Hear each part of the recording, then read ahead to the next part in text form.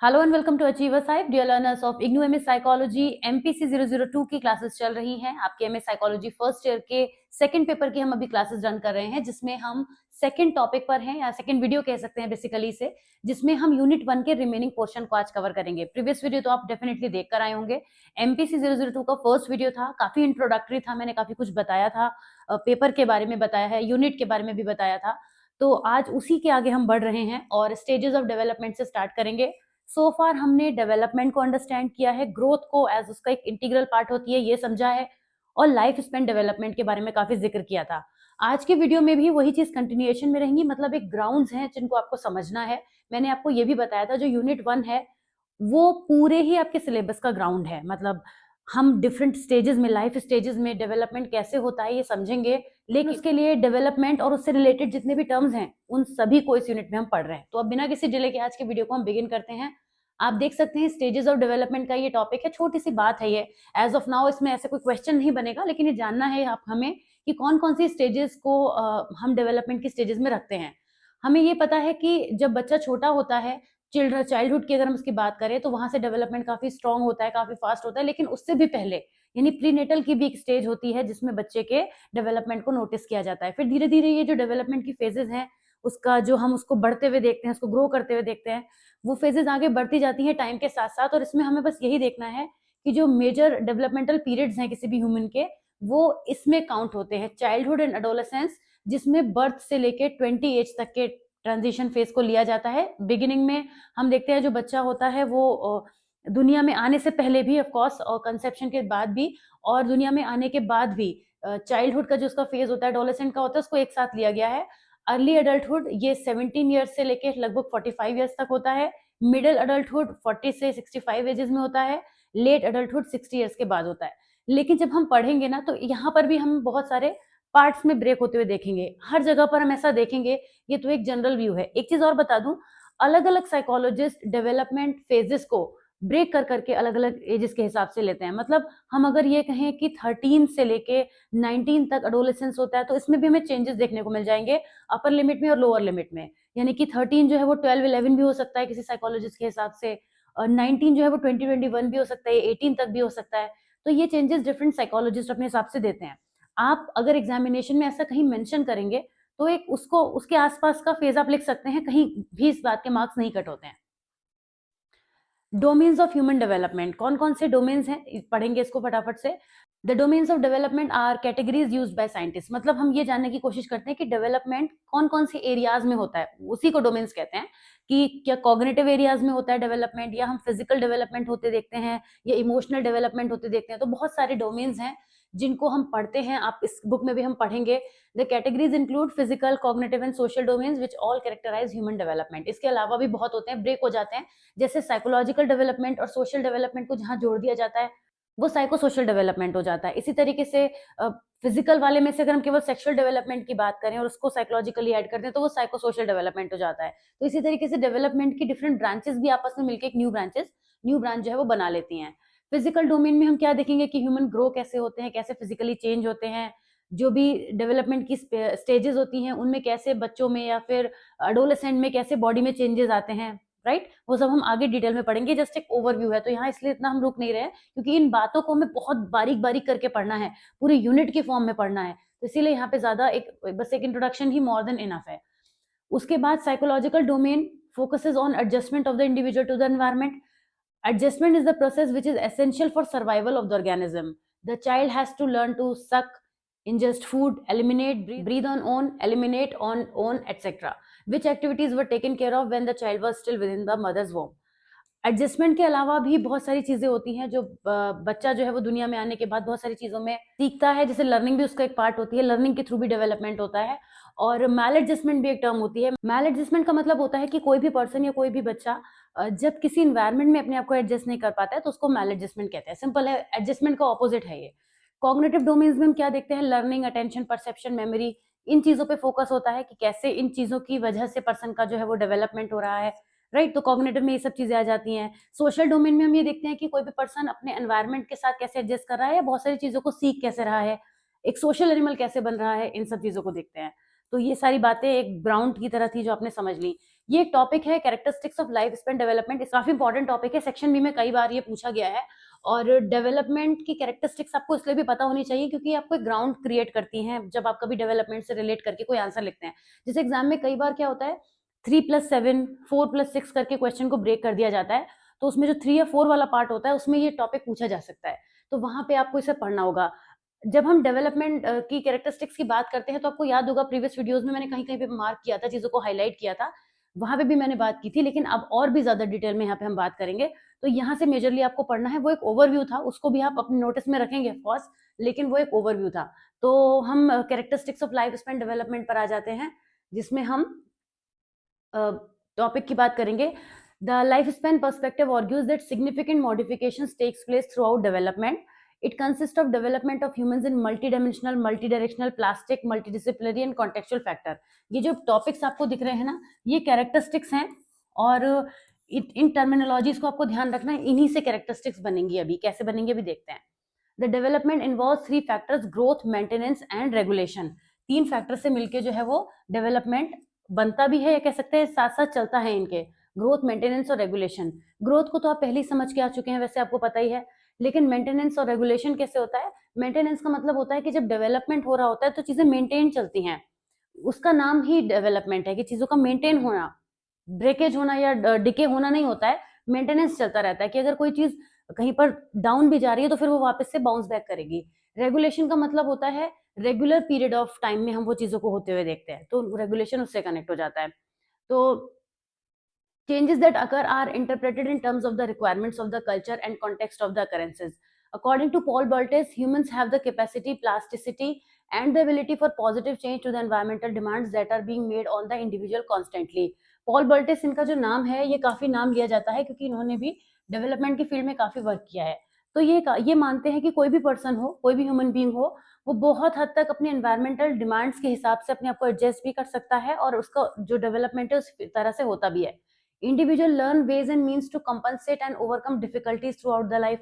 लोग खुद ही सीखते हैं, जैसे हम कहते हैं ना कि किसी भी डिफिकल्ट सिचुएशन से मैंने अपने आप को निकाला, वो हमारे लाइफ का एक्सपीरियंस है, उसी से हम और बेटर होते जाते हैं, स्ट्रांग होते जाते हैं। According to Boltes, positive characteristics of growing old, such as learning ways to compensate and overcome, are considered important characteristics of old age. हर एक एज में कोई ना कोई ऐसा फैक्टर होता ही है जो उस एज का एक डोमिनेटिंग फैक्टर बन जाता है, पर वो एक सिंगल किसी नाम से नहीं जाना जाता, वो पर्सन टू पर्सन वेरी करेगा, सिचुएशन टू सिचुएशन भी वेरी करेगा। These characteristics form a family of beliefs which specify a coherent view of the nature of development. इसी से हम आगे कैरेक्टरिस्टिक्स की तरफ बढ़ पाते हैं। सबसे पहले तो जो डेवलपमेंट होता है वो लाइफ लॉन्ग होता है। ये बात आपको इतना ज्यादा बार आप सुनेंगे इस बात को कि आपको अच्छे से याद हो जाएगी कि डेवलपमेंट क्या होता है, लाइफ लॉन्ग चलता है, from conception till death development चलता रहता है। तो this believe has 2 separate aspects. First, the potential for development extends across the entire lifespan. That is, there is no assumption that the life course must reach a plateau or decline during adulthood and old age. Second क्या है, development may involve processes which are not present at birth but emerge throughout the lifespan. मतलब ये कहते हैं कि एक तो हम ये देखते हैं कि डेवलपमेंट का जो पोटेंशियल है वो पूरी लाइफ स्पैन में चलता रहता है, एक्सटेंड होता रहता है। मतलब जैसे किसी फिजिकल एक्टिविटी की बात करें तो जब बच्चा होता है छोटा, तो वो धीरे धीरे चलना दौड़ना सीखता है, और एक पॉइंट के बाद आके वो बहुत तेजी से भागना सीखने लग जाता है, तो ये स्ट्रेच होता चला जाता है। और दूसरा डेवलपमेंट का व्यू जो है वो ये कहता है कि बहुत सी चीजें बच्चे के अंदर बर्थ से प्रेजेंट नहीं होती, लेकिन वो ओवर टाइम लर्न करता है। तो कुछ ऐसी भी चीजें हो सकती हैं जो एक बहुत आगे बढ़ के बहुत लंबे एज के बाद में मिलेंगी, जरूरी नहीं है, जैसे मैंने चलने वाला एग्जाम्पल दिया। डेवलपमेंट को हम लाइफ लॉन्ग प्रोसेस की तरह से कंसीडर करते हैं, ठीक है। No age period dominates during development. Researchers increasingly study the experience and psychological orientation of adults at different points in their development. Gain और लॉस दोनों चलते रहते हैं। ये वाली बात अगर आपके सामने उस प्रीवियस वीडियो में हमने डिस्कस की थी, आप देखिए गेन और लॉस दोनों चलते हैं डेवलपमेंट के फेज में। ये बात मैंने आपको ध्यान होगा, मैंने एग्जाम्पल के तौर पे बिगिनिंग में दी थी वीडियो में, तो वो बात यहाँ भी आप पढ़ पाते हैं। डेवलपमेंट इसके अलावा मल्टी डायरेक्शनल होता है, मल्टी डायमेंशनल पहले कह लेते हैं, डायरेक्शनल भी होता है, वो बाद में पढ़ लेंगे। Multidimensionality refers to the fact that development cannot be described by a single criterion such as increase or decrease in a behavior. किसी एक पर्टिकुलर चीज से हम नहीं कह सकते। मल्टी डायमेंशनल होता है, मतलब अगर हम डेवलपमेंट को देखें तो वो बहुत सारी इसका मतलब हो गया उसकी डोमेन्स बहुत सारी होती हैं। एक सिंपल बात कहें तो अभी डोमेन्स आप समझ के आए थे, डोमेन्स का मतलब डिफरेंट एरियाज जहाँ पे हम डेवलपमेंट को देख सकते हैं। तो वो डेवलपमेंट के जो एरियाज हैं वो इतने ज़्यादा हैं कि वो हमें बहुत सारी डायरेक्शन में दिखता है। मतलब कॉग्निटिव हो सकता है, बायोलॉजिकल, फिजिकल, हर तरीके से हमें डेवलपमेंट होता हुआ दिखता है। तो डेवलपमेंट क्या है? मल्टी डायमेंशनल है। अब मल्टी डायमेंशनल के साथ साथ इसकी डायमेंशन हो गई। डायरेक्शनल और डायमेंशनल में क्या फर्क है अभी समझेंगे। Principle of multi directional maintains that there is no single normal path that development must or should take. In other words healthy developmental outcomes are achieved in a wide variety of ways. अब ये जो आपने picture देख रहे हैं, ऐसा लग रहा है सन हमने बनाया हुआ है, इसी में मैं आपको जोड़ दूंगी। अभी तो मैंने एक बात करी डायमेंशन की, मतलब एक डोमेन की। अब उस डोमेन में जैसे कोई भी डोमेन ले लेते हैं, कॉग्निटिव ले लेते हैं, अच्छे से समझ में आएगा आपको। अब तो कॉग्निटिव साइकोलॉजी पूरी पढ़ के आए हैं आप लोग, फर्स्ट पेपर। कॉग्निटिव की अगर हम बात करें डेवलपमेंट में, तो कॉग्निटिव डेवलपमेंट में क्या क्या चीजें होंगी? बहुत सारी चीजें होती हैं। इंटेलिजेंस का इंक्रीज होना, एप्टीट्यूड डेवलप होना, रोट लर्निंग से निकलकर लॉजिकल लर्निंग की तरफ बढ़ना, बहुत सारे कॉग्निटिव डेवलपमेंट होते हैं। एक तो है नहीं, लेकिन उस पर जाने के रास्ते अलग अलग हो सकते हैं। मल्टी डायरेक्शनल मतलब एक ही डोमेन की तरफ हम जब चल रहे हैं तो उस पर पहुंचने के लिए बहुत सारे रास्ते हो सकते हैं। जैसे कि अगर रोड लर्निंग की बात करें तो बच्चा शुरू में रटना सीखता है चीजों को, फिर वो धीरे धीरे उनको अंडरस्टैंड भी करना सीखता है। तो इसी के रास्ते में वो तमाम तरह के प्रोसेस से होके जाता है। कई तरीके से उसका डेवलपमेंट हो सकता है। जैसे वो घर में ऑब्जर्व कर रहा है कि, या उसे कोई पढ़ा रहा है, या उसने कुछ और ऐसी एक्टिविटीज में वो इन्वॉल्व हो गया जो ऑब्जर्वेशन के थ्रू हो रहा है। तो ऐसे बहुत सारे रास्ते हो सकते हैं जिन पे चल के उसका डेवलपमेंट होगा। तो मल्टी डायरेक्शनल का मतलब यहाँ पे क्या हो जाता है कि ये हमें ये बताता है कि development is often comprised of multiple abilities which take different directions. ये वाली जो बात है जो मैं आपको भी समझा रही थी वो यही है कि बहुत सारी डायरेक्शंस होती है showing different types of changes और कॉन्स्टेंसी। सम डायमेंशंस और aspects of development may be increasing while others are declining और नॉट चेंजिंग। ओके, तो इस तरीके से हम देखते हैं कि मल्टी डायरेक्शनल हो सकता है। Development is plastic. प्लास्टिक का मतलब क्या होता है? जब हम प्लास्टिक की बात करते हैं तो मतलब किसी चीज के स्ट्रेच होने की बात करते हैं, प्लास्टिसिटी की बात करते हैं। Plasticity refers to the within person variability which is possible for a particular behaviour for a development. मतलब किसी भी पर्सन के अंदर उसकी खुद की क्या वेरिएबिलिटी है जो किसी भी बिहेवियर को होने के लिए अकाउंटेबल होती है। लास्ट में एक लाइन लिखी है, plasticity involves the degree to which characteristics change और रिमेन स्टेबल। प्लास्टिसिटी का मतलब क्या हो गया कि वो उस डिग्री तक की बात हो रही है कि कोई भी कैरेक्टरिस्टिक्स किसी पर्सन में रुकी रहती है या वो चेंज हो जाती है, वो उसकी प्लास्टिसिटी होती है, एक तरीके की कैरेक्टरिस्टिक बताता है। Development is contextual. कॉन्टेक्चुअल का मतलब ये हो गया कि हम लोगों की सबकी अलग अलग लाइफ स्टाइल होता है, अलग अलग जेनेटिक मेकअप होता है, तो उसके हिसाब से भी डेवलपमेंट होता है। जैसे कि हमने कई बार ऐसे एग्जांपल्स लिए हैं कि ऐसे पेरेंट्स जिनका इंटेलेक्चुअल लेवल लो है, ऐसे पेरेंट्स के जो बच्चे होते हैं जनरली ये कंसीडर किया जाता है कि उनका जो इंटेलेक्चुअल लेवल है वो देखा गया है कि लो होता है। तो कॉन्टेक्स्ट के वे में भी होता है, और वो कॉन्टेक्स्ट हर तरीके से आएगा। बायोलॉजिकल मेकअप भी होगा, एनवायरमेंटल भी होगा उसमें कि किस एनवायरमेंट में बच्चा ग्रो हो रहा है तो उस हिसाब से भी उसका डेवलपमेंट होगा, क्या न्यूट्रिशन उसे मिल रहे हैं, कैसे कल्चरल कॉन्टेक्स्ट में वो है। तो डेवलपमेंट कॉन्टेक्चुअल बेसिस पर भी नोटिस किया जाता है। ठीक है, डेवलपमेंट इज मल्टी डिसिप्लिनरी। मतलब डेवलपमेंट किसी ऐसा नहीं है कि साइकोलॉजी की कोई एक पर्टिकुलर टर्म है। डेवलपमेंट तो हर जगह होते हुए देखते हैं। मल्टी डिसिप्लिनरी की बात करें तो इसका सबसे अच्छा एग्जांपल ये है कि जैसे आप जिस भी सिटी में रहते हैं, आपने अपनी सिटी में बहुत चेंजेस होते हुए देखे होंगे। आप कहते हैं ना हमारी सिटी बहुत डेवलप हो गई है, पहले से बहुत बेहतर हो गई है। ये हर व्यक्ति कहता है, हर पर्सन कहता है, क्योंकि उसकी सिटी उसने एक लंबे फेज में अपने सिटी में चेंजेस को होते हुए देखा है। हमने भी ऐसा देखा है। ये सिटी तो बहुत बड़ी चीज हो गई। आप अपनी जिस लोकेशन में रहते हैं वहां बहुत चेंजेस हुए होंगे, वहां बहुत एडवांसमेंट हुए होंगे। हो सकता है आप जहां रहते हो वहां दूर दूर तक पहले कोई शॉप्स ना होती हो, या कुछ चीज़ों के लिए आपको थोड़ा दूर-दूर जाके स्ट्रगल करना पड़ता हो, बहुत दूर से लानी पड़ती हो, लेकिन अब चीज़ें इतनी कन्वीनिएंट हो गई हो कि आपके घर तक पहुँच जाती हो, या आप उनको लेने के लिए बहुत आसानी से चले जाते हो। तो ये सब क्या हो रहा है? आपके आस-पास के एरिया का डेवलपमेंट हो रहा है। तो इसी केस में हम बात करते हैं कि डेवलपमेंट मल्टीडिसिप्लिनरी है। डेवलपमेंट केवल एक साइकोलॉजी से जुड़ी हुई टर्म नहीं है, क्योंकि हम इसे यहाँ पढ़ रहे हैं। क्योंकि बीएड में भी बच्चे जब डेवलपमेंट को पढ़ते हैं तो वो साइकोलॉजी में ही पढ़ते हैं। तो उन कहीं न कहीं माइंडसेट बन जाता है कि ये जो डेवलपमेंट है वो साइकोलॉजी से एसोसिएटेड है। लेकिन डेवलपमेंट अपने आप में एक टर्म है, एक इंडिपेंडेंट टर्म भी है, जो जिस भी डिसिप्लिन से जुड़ती है, उससे एसोसिएटेड बात करने लगती है। तो डेवलपमेंट मल्टीडिसिप्लिनरी है, इसका मतलब ये हो गया कि ये सोशियोलॉजिकल भी है नेचर में, और बहुत सारे एरिया से इसको जोड़ा जा सकता है। तो जिससे भी ये जुड़ेगी उसी की तरह से बात करने लगेगा। तो मल्टीडिसिप्लिनरी होने का ये मतलब हो गया। ठीक है, डेवलपमेंट क्या है? मल्टीडिसिप्लिनरी है। आप अगर हेडिंग्स याद रखेंगे तो अंदर की बात तो आप अपने हिसाब से लिख ही लेंगे। ठीक है, डेवलपमेंट ग्रोथ, मेंटेनेंस और रेगुलेशन को मेंटेन करता है, ये भी हमने शुरू में बात की थी। तो हमारे ह्यूमन डेवलपमेंट की मास्टरी किसमें है कि जब इन तीनों के साथ में कनेक्शन बना के डेवलपमेंट चलता है। Development is embedded in history, ये भी एक बहुत इंपॉर्टेंट बात है, क्योंकि अभी जैसे मैंने आपको सोसाइटी का, सिटी का एग्जांपल दिया था, उसको थोड़ा और पीछे ले जाएं, स्ट्रेच करें, तो हम सभी हिस्ट्री तो इतनी तो हम सबने पढ़ी ही है कि हमें पता है कि हमारे जो हिस्टोरिकल प्लेसेस हैं, वो जो हमारी हिस्ट्री में जो चीजें थी उससे जो अब चीजें हैं उनमें बहुत बड़ा हम चेंज देखते हैं। तो डेवलपमेंट हिस्ट्री में भी एम्बेडेड है, हम वहां से भी इसको जोड़ पाते हैं।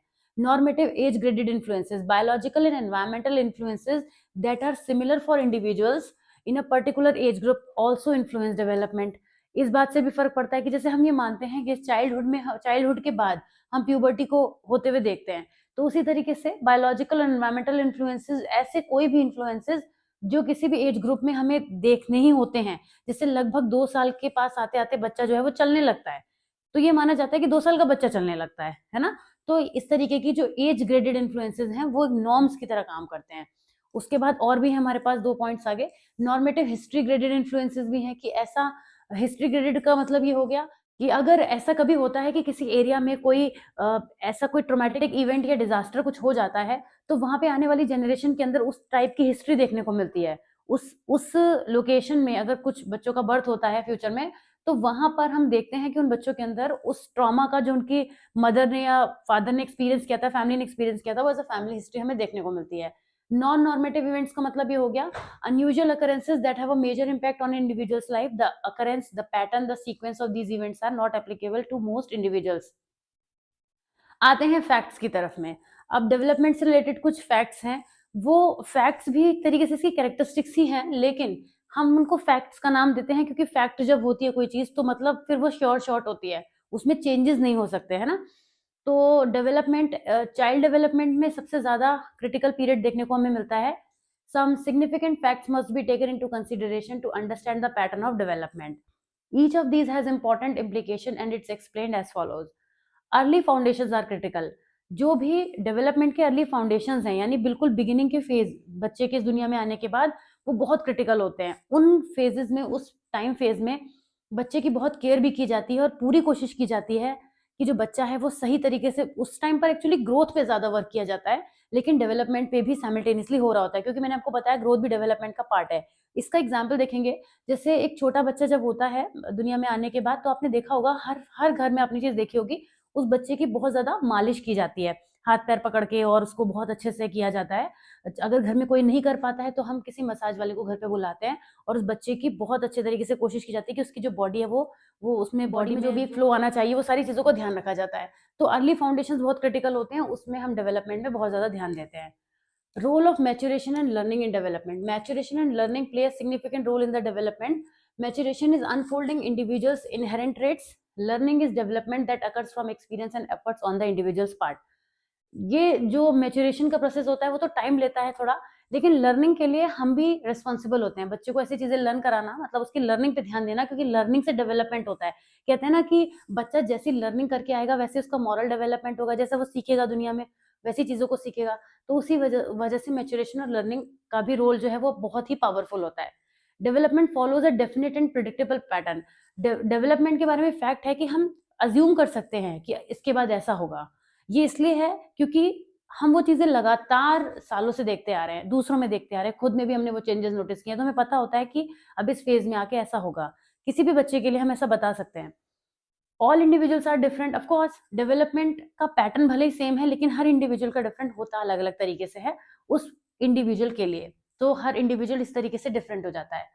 Each phase of development has characteristic behaviour. हर एक डेवलपमेंट फेज में हम कुछ डोमिनेटिंग कैरेक्टरिस्टिक्स देखेंगे, मैंने अभी बताई भी थी बात आपको, तो वो रूल करता है। हर फेज में कुछ हजार्ड्स भी हमें देखने को मिलेंगे, कुछ ऐसी चीजें जो प्रॉब्लमेटिक होती ही होती हैं। जैसे कुछ मेन फीचर की बात करी, कुछ पॉजिटिव्स होते हैं तो कुछ नेगेटिव्स भी होते हैं।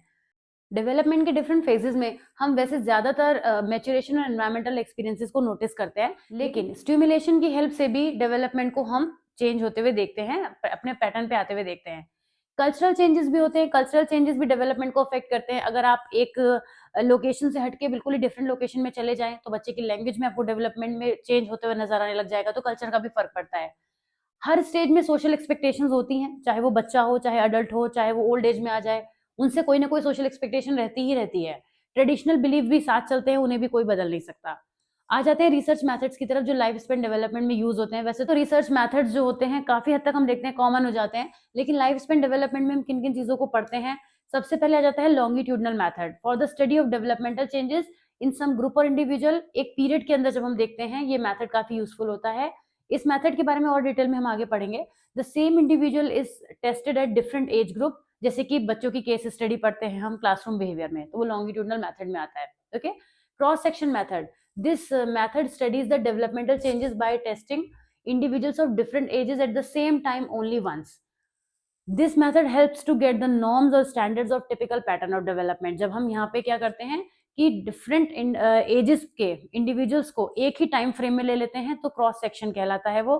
सीक्वेंशियल मेथड में क्या होता है, to overcome the drawback of longitudinal and cross sectional method, this method is used, this is best method which combines the longitudinal and cross sectional, दोनों को कंबाइन कर लिया जाता है। People in a cross-sectional sample are tested more than once and the results are analyzed to determine the differences. एक से ज्यादा बार हम जो हमारे स्टूडेंट्स या बच्चे होते हैं उनको एनालाइज करते हैं और सीक्वेंशियल मेथड में, सीक्वेंस में मतलब बार बार चीजों को रिपीट करना। फिर आता है time lag method, this method is studying the development of different age groups in different years. उससे हमें ये पता चलता है कि इस टाइम फेज में क्या फर्क आया। टाइम गैप, टाइम लैग, इसका मतलब उस पूरे फेज में क्या फर्क आया वो हम देख नोटिस कर सकते हैं डेवलपमेंट के बारे में। ठीक है, तो ये मेथड्स हो जाते हैं। अब मेरे ख्याल से लास्ट टॉपिक ही होना चाहिए, लाइफ स्पेन डेवलपमेंट को स्टडी करते वक्त हमें क्या क्या ऑब्स्टिकल्स देखने को मिलते हैं। सबसे पहले हम बात करेंगे रिप्रेजेंटेटिव सैंपल की। Representative sample of a subject is the first obstacle for studying the developmental period. Different age level of the subject is the main concern for the researcher. जब भी रिसर्चर रिसर्च करते हैं life span development की field में तो different as levels की लेने की वजह से भी प्रॉब्लम आती है। Data collection from the school children is easy for the researcher, but in the case of newborn or infant, it is not that much easy. They often face strong parental objection and their mood. Getting older adolescents and young adults who are not attending school to volunteer a subject is also difficult because they may not be available for study at any one particular place. Difficulty arises when the young adult, middle-aged adults, or old-age parents, when many persons shy away from the testing situation. They don't want to disclose their personal detail. इसकी वजह से problem आती है। मतलब हम यहाँ पे क्या समझ पा रहे हैं कि जो हमें सैंपल लेना है उस सैंपल को लेते वक्त जो प्रॉब्लम आती है वो हमारे रिप्रेजेंटेटिव सैंपल की प्रॉब्लम कहलाती है। फिर सब्जेक्ट के साथ रेपो मेंटेन करना, ये भी एक प्रॉब्लम हो सकती है कि कई बार क्या होता है जो हम यहाँ पे सैंपल में लोग ले रहे हैं उन वो नहीं चाह रहे हैं हमारे उसका पार्ट बनना, और हम एक बड़े ह्यूज कलेक्शन को हमें करना ही करना है तो अपने पर्सनल डिटेल शेयर नहीं करते। इस वजह से उनके डेवलपमेंट को अंडरस्टैंड करने में डिफिकल्टी होती है। तो डिफिकल्टी तो बात की बात है, पहले उनके साथ रेपो ही नहीं स्टेब्लिश हो पाती क्योंकि उनसे क्लोजनेस नहीं हो पाती। तो इस वजह से कई बार जो है रेपो स्टेब्लिश ना होना भी एक ऑब्स्टिकल बन जाता है। अप्रोप्रिएट मेथोडोलॉजी, कई बार ऐसा होता है कि अप्रोप्रिएट मेथोडोलॉजी भी रिसर्चर के लिए कंसर्न बन जाती है कि हम डिफरेंट एज ग्रुप में कैसे कौन सा मेथड अप्लाई करें। अलग अलग एज ग्रुप के सैंपल लिए हैं तो कौन सा मेथड किसमें ज्यादा ठीक रहेगा, ये एक इशू बन सकता है। Cultural changes always play a role in the pattern of physical and mental development of a child.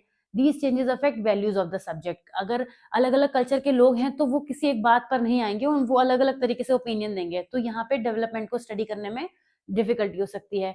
Data की एक्यूरेसी पे तो बहुत बड़ा सवाल उठता ही है कि ये क्यों है ये ऑब्स्टिकल, क्योंकि जो भी स्टडीज से डेटा ऑब्टेन किया जाता है वो एक्यूरेट होगा नहीं होगा ये कोई गारंटी नहीं है। इसके अलावा inaccuracy of the data may show the picture of false information of normal development. The data may vary in many cases such as in regard to intelligence being studied by different methods. अलग अलग तरीके से intelligence को study करेंगे तो कि हम जो माइंड का डेवलपमेंट है, ब्रेन का डेवलपमेंट है वो कैसे हो रहा है जानने के लिए, तो डेटा की एक्यूरेसी में भी प्रॉब्लम आ जाती है। जैसे कि अगर ऑब्जर्वेशनल मेथड हमने यूज कर लिया तो अगर हमने ऑब्जर्वेशन किया है तो जरूरी नहीं है जो हमारा ऑब्जर्वेशन है वो सही हो, वहां भी कोई प्रॉब्लम हो सकती है, तो हमारा जो उसका इफेक्ट पड़ेगा वो जाके रिजल्ट पे पड़ जाएगा। इसके अलावा एथिकल एस्पेक्ट्स भी होते हैं, हमें एथिकल एस्पेक्ट्स को ध्यान में रख के ही सब काम करना होता है, तो जहां भी एथिक्स से कॉम्प्रोमाइज होता है वहां पे सारे रिजल्ट्स भी गड़बड़ हो जाते हैं। तो इसी यानी कि अगर हमने कंसेंट नहीं ली है सब्जेक्ट की और हम जबरदस्ती कुछ भी इस तरीके से कर रहे हैं तो फिर वो हमें वैसे डिजायर्ड आउटकम नहीं मिल पाएंगे। तो ये कुछ चीजें हैं जो हमें देखने को मिलती हैं। तो इसी के साथ हमारी यूनिट 1 जो है वो कंप्लीट हो जाती है। आपने जो भी इस पूरे यूनिट में पढ़ा है आप इसको लेट अस सम अप में एक बार देखिएगा जरूर। ये मैं आपको इस वाले के लिए तो जरूर बोल रही हूँ, अभी तक तो मैंने किसी में बोला नहीं है आपको। यहाँ पे जब आप पढ़ेंगे ना तो ऐसा लगेगा आपने पूरी यूनिट क्विकली रिवाइज कर ली, एक तरीके का रिवीजन ही है ये आधे पेज का। उसके बाद ये जो क्वेश्चंस हैं इनको आप देख सकते हैं, और इसी के साथ ये वाली जो यूनिट है हमारी वो कंप्लीट हो जाती है। और अब हम सेकंड यूनिट की तरफ आएंगे। मैं कोशिश करूंगी सेकंड यूनिट एक वीडियो में करने की, अभी तो वैसे मैं देखूंगी कितना उसमें पोर्शन रहता है, क्या रहता है। तो चलिए मिलती हूँ आपसे नेक्स्ट वीडियो में, जहां पर हम सेकंड यूनिट स्टार्ट करेंगे। कैसा लगा ये वीडियो ज़रूर बताइएगा, और साथ साथ पढ़ते रहिए, बहुत अच्छे तरीके से आपकी जो पढ़ाई है वो हो जाएगी अगर आप इन बुक से बहुत अच्छे से वीडियो के थ्रू पढ़ते हैं तो मैं मिलती हूँ आपसे नेक्स्ट वीडियो में। Till then take care of yourself. अगर चैनल को सब्सक्राइब नहीं किया है तो जरूर कर लीजिएगा। Okay, take care of yourself, bye bye.